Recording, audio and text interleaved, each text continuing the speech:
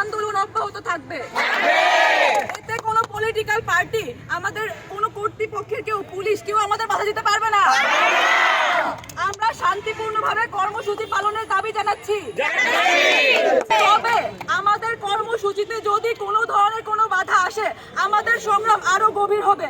আমার কোনো বোনের গা থেকে যদি একটু রক্ত যায়, আমার কোনো ভাইয়ের গায়ে যদি একটা বাড়ি পড়ে, একটা রক্ত যায়, এর জবাব দিতেই হবে। এর জবাব কারো মাথা ফেটে যাতে কোনো রক্ত না পড়ে, এই নিশ্চয়তা আমরা চাই। যারা অভ্যন্তরীণ ব্যাচগুলোর মধ্যে যদি কেউ এই আন্দোলনের বিপক্ষে যায়, তাকে আমরা পুরো ব্যাচ বয়কট করব।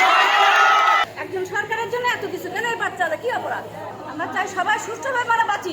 এই সরকারের যে আন্দোলনের যে অবস্থা, যে কথাবার্তা, যে ভাষা, এই সরকার সুষ্ঠু বিচারক নয়।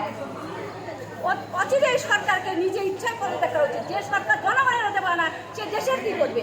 দেখতে পারি না কারা হামলা করেছে। আমরা কিছুক্ষণ স্লোগান দেওয়ার পর ক্যাম্পাসে ফেরার পর আমরা কয়েক বন্ধু মিলে এমনি গল্প করতে করতে হঠাৎ করে কোথায় থেকে যেন এই ককটেলটা আসলো, আমার পায়ের উপর পড়লো, পড়ার সঙ্গে ফাইটার মানে বিদ্যুৎ যে রকম চমকায় ওই রকম হইলো। হওয়ার পরে আমি দেখি আমার পায়ের এক নখ নেই।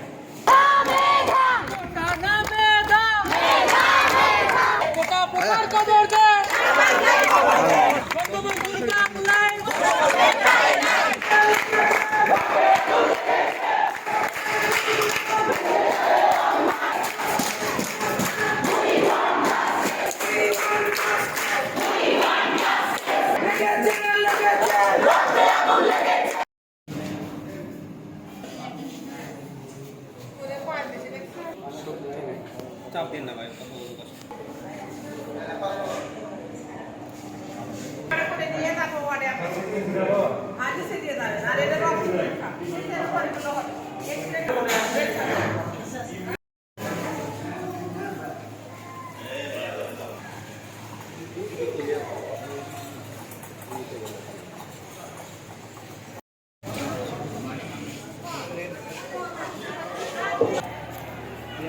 লাইভ চলেছে ভাই।